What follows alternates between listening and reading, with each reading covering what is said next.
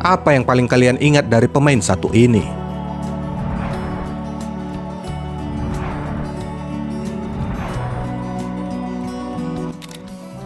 Gaya rambutnya,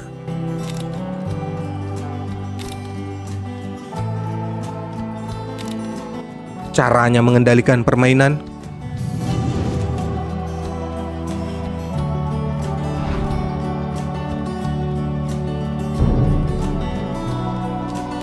atau bagaimana dia pernah membuat Asia menjadi sorotan.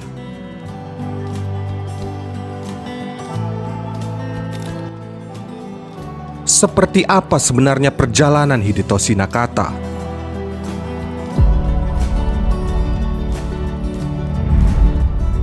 Seorang playmaker ikonik yang pernah bersinar di Serie A. Simak kisahnya.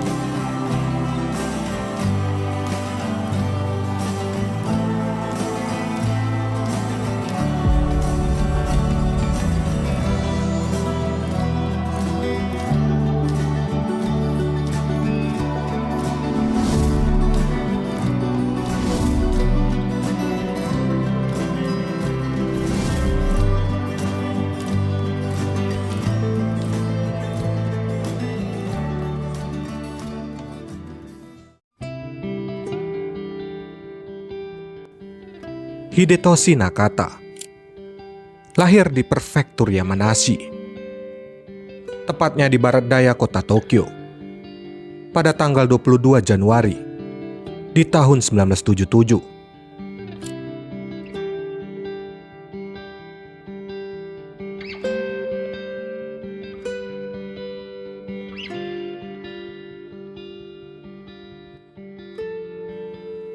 Di masa remajanya, tepatnya di era 1980-an, baseball menjadi olahraga populer yang diminati kaum muda di Jepang, yang membuatnya sempat ragu untuk memilih sepak bola atau baseball.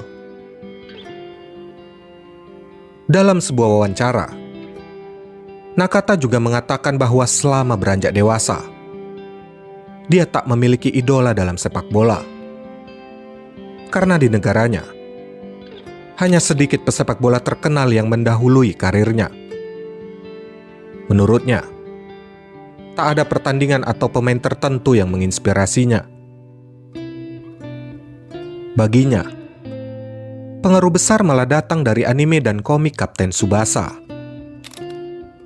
sebuah serial kartun yang ditayangkan di sekitar tahun 1980-an, yang bercerita tentang seorang anak laki-laki bernama Tsubasa Ozora, pemilik bakat fenomenal yang bermimpi memenangkan Piala Dunia untuk Jepang.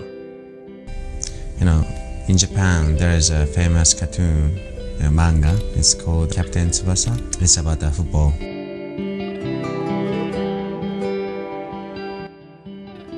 Jadi sejak di usia dini, dia memiliki pandangan yang berbeda tentang sepak bola.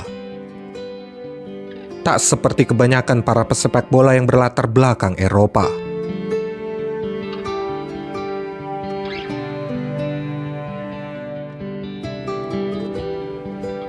Nakata kecil melihat sepak bola sebagai bentuk seni, seperti ilustrasi pada manga yang tampak berani dan berisi narasi ala remaja seperti di komik yang dibacanya. Dia tak melihat sepak bola seperti pragmatisme taktis yang membingungkan. Baginya sepak bola adalah permainan indah yang menyenangkan. Meski bermain untuk bersenang-senang, sejak muda Nakata memiliki otak brilian. Suatu hari, rekan setimnya yang melihat Nakata menendang bola berulang kali bertanya tentang apa yang sedang dia lakukan. Nakata kemudian mengatakan, "Aku tak berpikir menendang bola. Selalu berarti kita menendangnya dengan kaki. Tapi menendangnya dengan jari kaki yang mana? Aku sedang mencoba mencari tahu jari kaki yang mana yang dapat menghasilkan kecepatan berapa dan pada sudut berapa.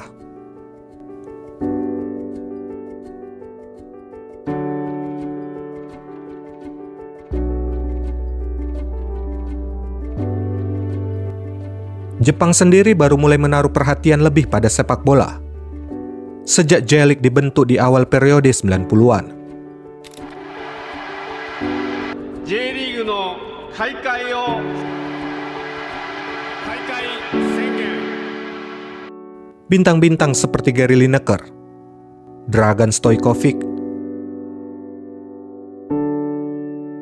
Salvatore Schillaci, hingga Carreca datang ke negara itu sebelum pensiun. Lalu di tahun 1995, Arsene Wenger, Dunga, dan Hugo Maradona menambah legitimasi J-League kala itu.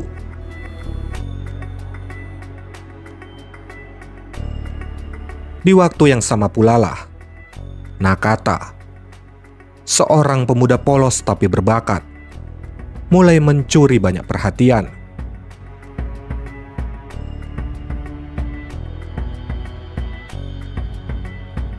Dia memulai debut profesionalnya bersama klub Bellmare Hiratsuka, yang sekarang bernama Sonan Bellmare.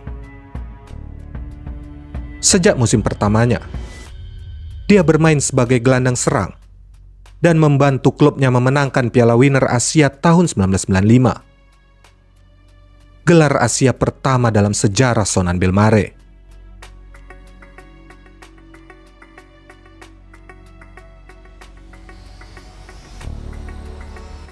Di Olimpiade 1996, dia dan rekan senegaranya secara mengejutkan berhasil mengalahkan Brazil. Namun mereka harus tersingkir di babak penyisihan grup, meski memenangkan 2 dari 3 pertandingan mereka.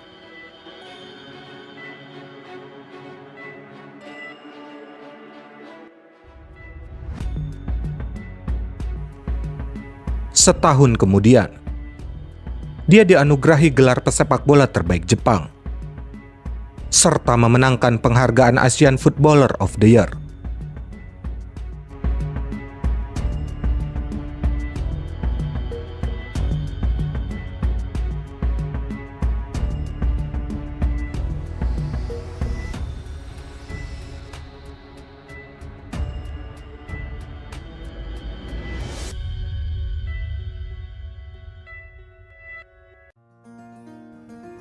Di perjalanan Jepang menuju Piala Dunia pertama mereka di tahun 1998, peranannya tak bisa diremehkan. Dia adalah tumpuan utama Samurai Biru yang mencetak 5 gol dan 3 assist brilian di babak playoff.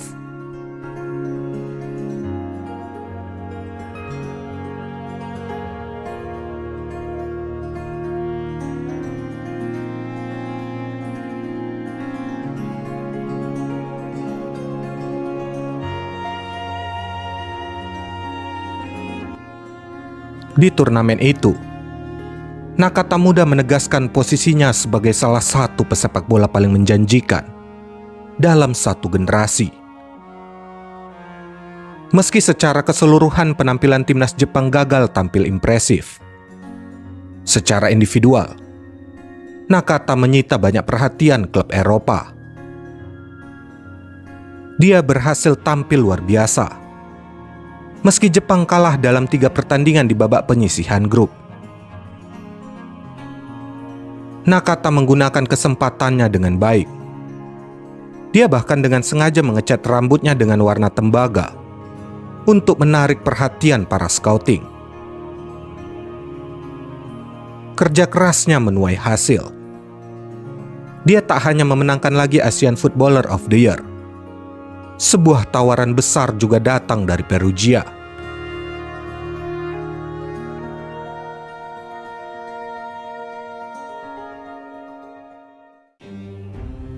Dengan kesepakatan transfer senilai $4 juta untuk kontrak selama 5 musim, Nakata kemudian menempuh perjalanan ribuan mil dari Jepang menuju Italia.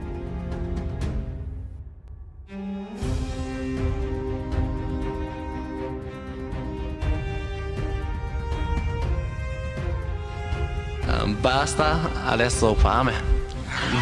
Grazie. Kepindahannya ini membuatnya menjadi pemain Jepang kedua yang bermain di Serie A.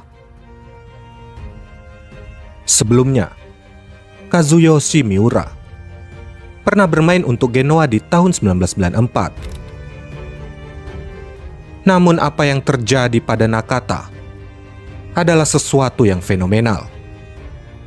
Sepak bola Jepang yang dulunya tak pernah dilirik, akhirnya menjadi bahan pembicaraan dunia.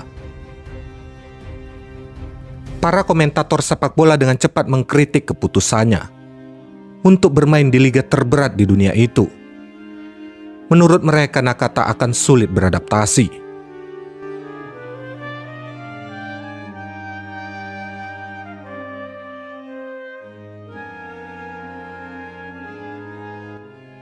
Dan di sisi lain, para pemilik bisnis terkejut melihat ribuan penggemar Jepang terbang ke Italia untuk menyaksikan debutnya.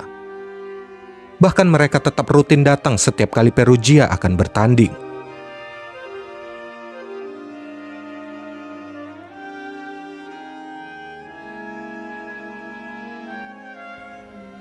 Meskipun Nakata bukanlah gelandang terlengkap waktu itu, dia seringkali bermain sebagai starter dan mencetak gol-gol krusial.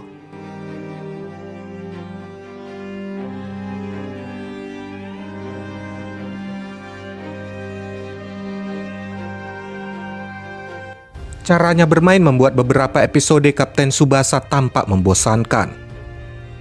Dan sebaliknya, dengan cepat Nakata memikat puluhan ribu penggemar. Semua pertandingan Perugia disiarkan langsung di televisi di Jepang. Dan sekitar 70.000 jersey The Griffins terjual di negara itu. Nakata mematahkan semua kritikan yang mengatakan bahwa dia akan sulit bersaing dan hanya datang untuk meningkatkan penjualan jersey. Dia bahkan merubah cara pandang dunia terhadap para pemain Asia. Sepak bola Italia mulai memujanya. Nakata menjadi Giolino, yang berarti permata kecil Perugia. Nakata, buonasera Nakata. Attacca molto importante, siamo... Setelah beberapa bulan kedatangannya di Italia, Nakata secara jelas melahirkan dua investasi ganda. Di lapangan, dalam kombinasi lini tengah bersama pemain lain, Perugia unggul dalam hal penguasaan bola. Dan di luar lapangan, di mana dia menjadi pemain berkelas, yang mengundang banyak brand untuk menjadikannya wajah dari produk mereka. Saat itu Jepang juga akan menjadi tuan rumah Piala Dunia. Namun karena kurangnya prestasi tim nasional, mereka memilih mengandalkan promosinya lewat Nakata, yang waktu itu dianggap lebih populer ketimbang Kaisar Jepang. Di tempat yang berbeda, tepatnya di Inggris, setelah Sky Media mengambil alih banyak saham Manchester United, beredar rumor bahwa MU, tanpa sepengetahuan Sir Alex, telah mengajukan tawaran sebesar $14 juta untuk mendatangkan Nakata ke Old Trafford. Keinginan Sky Media untuk merambah ke Asia menjadi faktor utama datangnya tawaran itu. Dan di saat yang sama, AS Monaco juga menginginkan Nakata. Namun dia belum menunjukkan minat untuk meninggalkan Perugia. Dia membantu klub yang berjuang di zona degradasi itu untuk naik ke papan tengah. 10 gol berhasil dia sumbangkan di musim pertamanya. Namun Perugia nampaknya tak bisa menahan diri saat AS Roma memberikan tawaran sebesar 21,6 juta euro di akhir Desember 1999. Nakata pun kemudian bergabung dengan revolusi Fabio Capello untuk Il Giallorossi.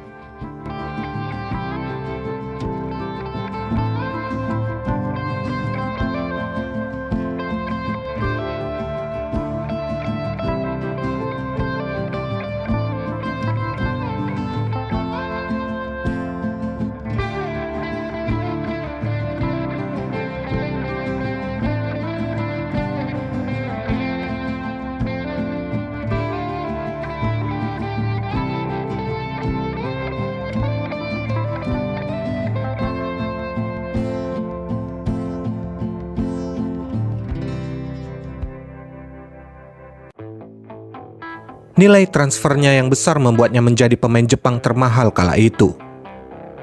Dan banyak pendapat mengatakan bahwa seandainya Nakata gagal tampil impresif pun, Roma akan menghasilkan banyak uang lewat citra dirinya.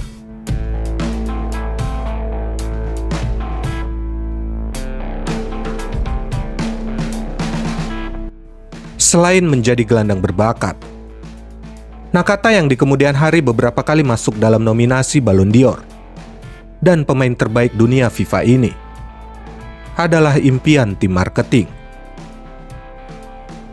Di periode itu, dengan ketampanan, pesona alami, dan minatnya yang besar terhadap fashion, membuatnya menjadi salah satu wajah sepak bola paling terkenal di dunia setelah David Beckham.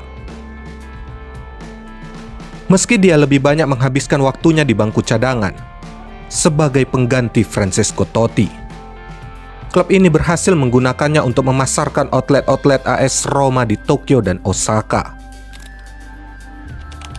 Nakata bahkan menjadi pesepak bola pertama yang membuat websitenya sendiri di saat era internet baru mulai meledak. Strateginya untuk menolak wawancara dengan wartawan, serta memilih berkomunikasi langsung dengan fansnya lewat website itu, membuat jutaan fans mengunjungi nakata.net setiap minggunya.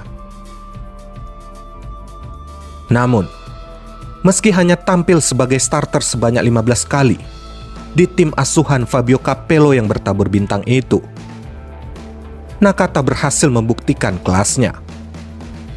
Dia berhasil mencetak gol-gol krusial dalam perjalanan meraih Scudetto mereka di tahun 2001.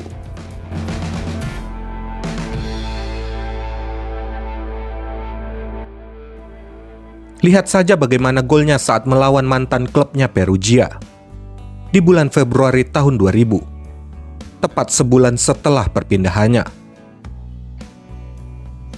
Lalu di bulan April, saat mereka 2 kali menghadapi Udinese, pemain bernomor punggung 8 ini menunjukkan kemampuannya dalam membaca permainan, kecepatan, kekuatan, serta kemampuan finishingnya yang membuat permainan menjadi tampak sederhana. Dan yang paling diingat fans Roma adalah pertandingan paling berkesan setelah mereka melakukan perjalanan ke Turin untuk berhadapan dengan Juventus dalam laga yang menentukan dalam perburuan gelar Scudetto.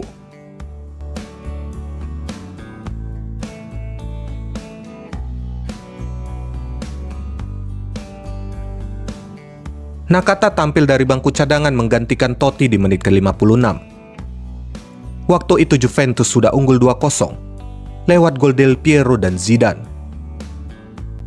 Kehadirannya sukses menjadi pembeda lewat sepakan gol jarak jauhnya di menit ke-78, mengubah ketertinggalan menjadi 1-2. Kemenangan di depan mata Juventus pun buyar di menit-menit akhir. Lagi-lagi dengan aksi Nakata, bola rebound yang disambar Vincenzo Montella berhasil menjadi gol. Skor imbang 2-2 itu bertahan hingga permainan usai. Hasil imbang itu menghadiahkan Roma gelar Scudetto yang sudah absen mereka raih selama 18 tahun.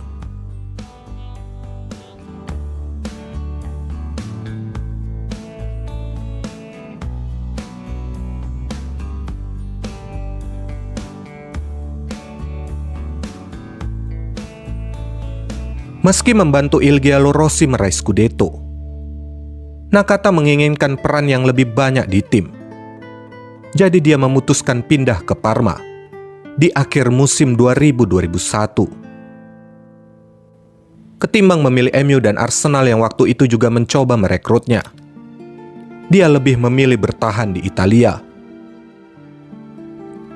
Saat baru tiba di Parma, Nakata bercerita, "Aku memilih Parma karena mereka adalah tim yang kusukai dan kuhormati.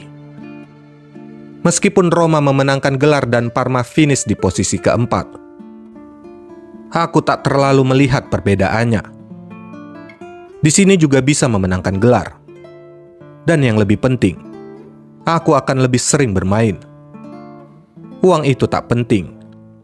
Bisa bermainlah yang penting. Aku memang tak mengerti apa-apa tentang Parma. Aku bahkan baru saja tiba. Tapi kota ini sangat mirip dengan Perugia. Tenang, dan aku sangat menyukainya." Presiden Parma Stefano Tanzi saat itu mengatakan, "Mungkin Nakata bukan nama terbesar, tapi dia adalah pemain ideal untuk Parma. Kami tertarik padanya sejak dia bermain untuk Perugia. Tapi Roma tiba sebelum kami. Dengan adanya Nakata, banyak orang Jepang akan datang ke sini. Jadi ini bisa menjadi waktu yang tepat untuk membangun stadion yang lebih besar. Parma sendiri punya banyak uang setelah menjual kiper Gianluigi Buffon dan bek mereka Lilian Thuram ke Juventus. Jadi tak sulit membeli Nakata yang kala itu dibanderol Roma sebesar 28 juta euro. Nilai transfernya itu adalah rekor termahal yang pernah dibayarkan untuk perpindahan seorang pesepak bola Asia, yang kemudian baru dipatahkan Son Heung-min 14 tahun kemudian, saat pesepak bola asal Korea itu ditransfer dari Bayer Leverkusen ke Tottenham di tahun 2015. Nakata melakukan debutnya untuk Parma pada tanggal 8 Agustus 2001, di mana mereka kalah 0-2 di Stadion Ennio Tardini melawan Lille di leg pertama putaran ketiga Liga Champions. Gol pertamanya untuk Parma terjadi sebulan kemudian, saat mereka melawan Brescia di kandang. Nakata kemudian menjadi pemain kunci di lini tengah Gialloblu dan mengakhiri musim 2001-2002 dengan spektakuler, di mana dia berhasil membantu klub memenangkan Coppa Italia.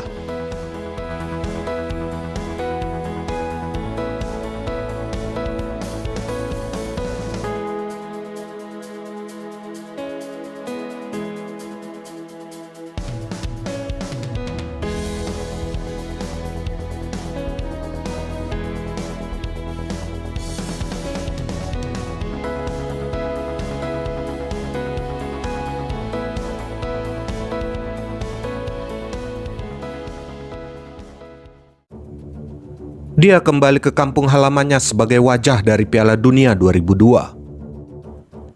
Dengan jutaan penggemar mengenakan kaos bernomor punggung 7 seperti dirinya. Saat itu, dunia menunggu untuk melihat apakah pahlawan baru Jepang ini akan berhasil membawa Samurai Biru ke babak 16 besar. Meluasnya brand Nakata juga membuat scouting berbagai klub dunia datang untuk memantau bakat baru seperti dirinya. Saat itu hanya ada 4 dari 23 pemain timnas Jepang yang bermain di Eropa. Pada tanggal 14 Juni 2002, momen Jepang yang menjadi sorotan pun tiba.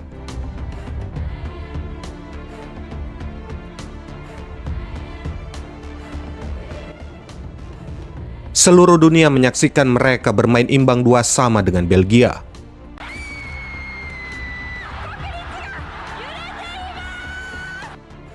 Dan 5 hari kemudian, mencatatkan kemenangan mengesankan 1-0 atas Rusia.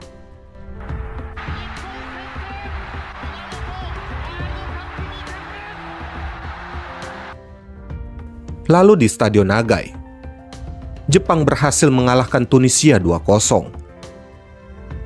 Di pertandingan itu, dengan sisa waktu 15 menit, Nakata yang tampil cemerlang berhasil melesahkan gol dan memastikan timnya masuk 16 besar. Sayangnya, Turki menyingkirkan mereka di babak 16 besar.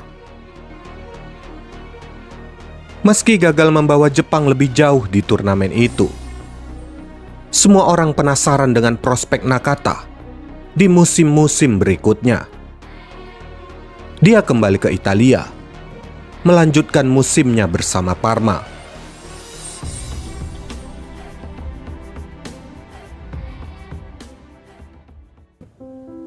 Namun, entah apa yang terjadi, tapi keahliannya di lapangan seolah mulai memudar. Puncak karirnya seolah akan berakhir. Selama 18 bulan berikutnya, meski disertai cedera singkat, dia masih bermain bagus untuk Parma. Tapi dia tak pernah lagi secemerlang sebelumnya. Penurunan performanya semakin serius. Dia tak lagi mempengaruhi permainan.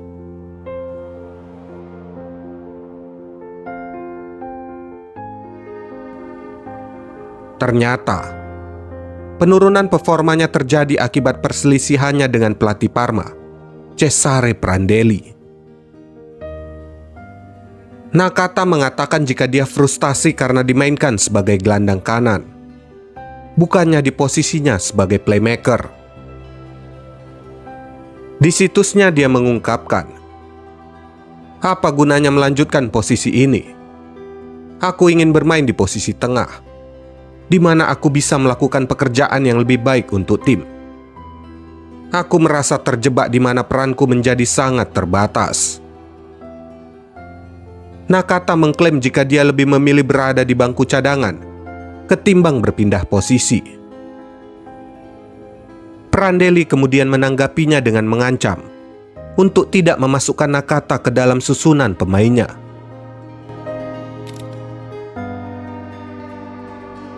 Jika Nakata mempunyai masalah dengan posisi itu, aku akan menggunakan seseorang yang lebih bersedia. Begitulah tanggapan Prandelli, yang saat itu timnya berada di urutan ke-6 Serie A waktu itu. Parma kemudian meminjamkannya ke Bologna selama setengah musim. Fans menuduhnya dengan mengatakan jika Nakata lebih tertarik pada fashion ketimbang karirnya.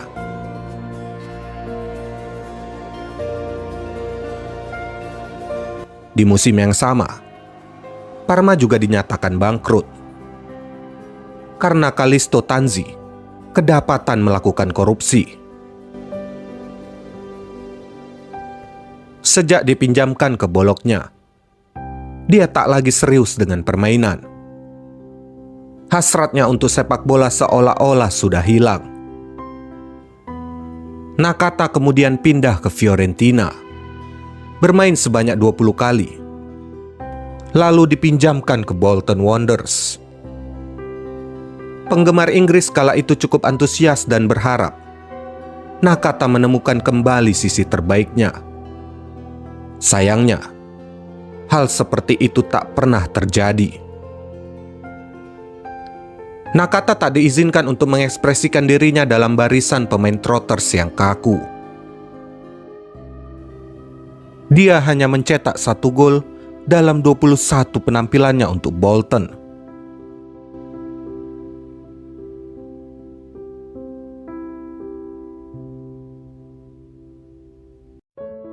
Pemain yang dipanggil dengan sebutan Hide ini menghabiskan 3 musim terakhirnya di kota berbeda, seperti Bologna, Firenze, hingga kota Lancashire yang selalu hujan. Dan dia nampaknya sudah benar-benar bosan. Lalu di akhir turnamen Piala Dunia 2006, Nakata yang kala itu baru berusia 29 tahun, secara mengejutkan menyatakan bahwa dia memutuskan untuk pensiun dari permainan.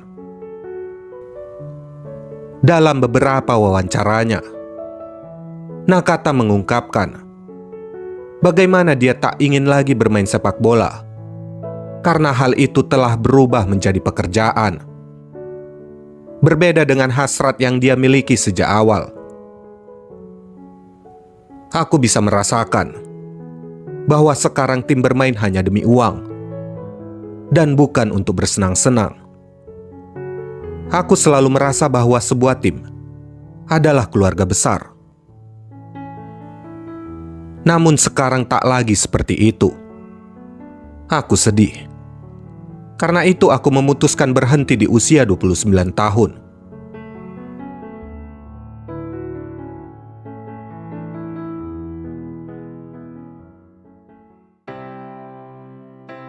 Setelah pensiun, Nakata tak kehilangan ketenarannya.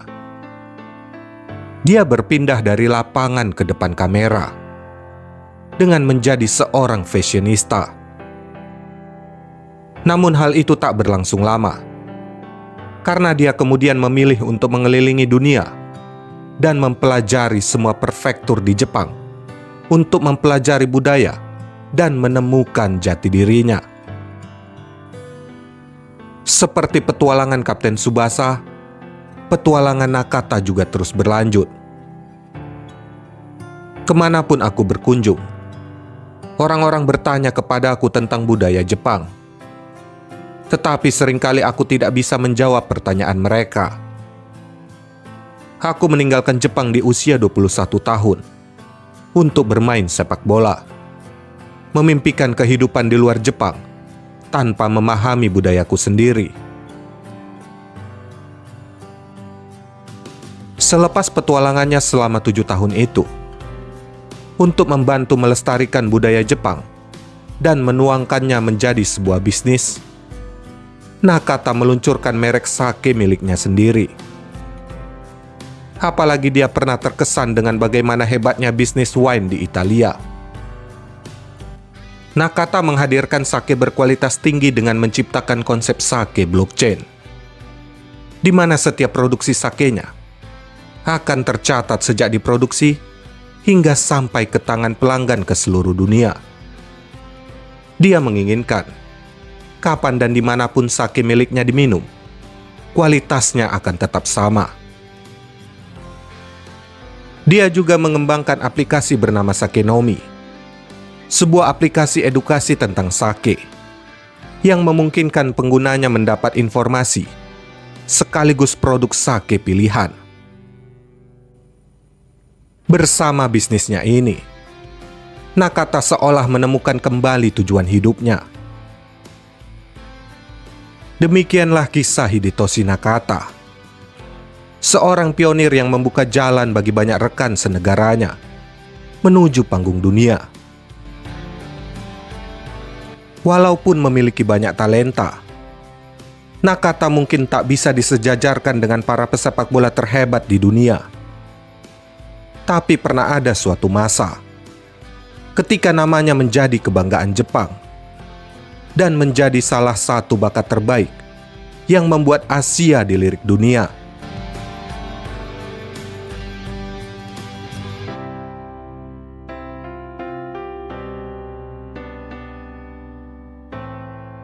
Poi pallone che viene allontanato per un attimo Donatello, prova a mettere ordine ancora Nakata, è buona la battuta della zona di nervo. Nakata inseguito da Balzaretti che solo a difendere il cross di Nakata, Adriano! Ed è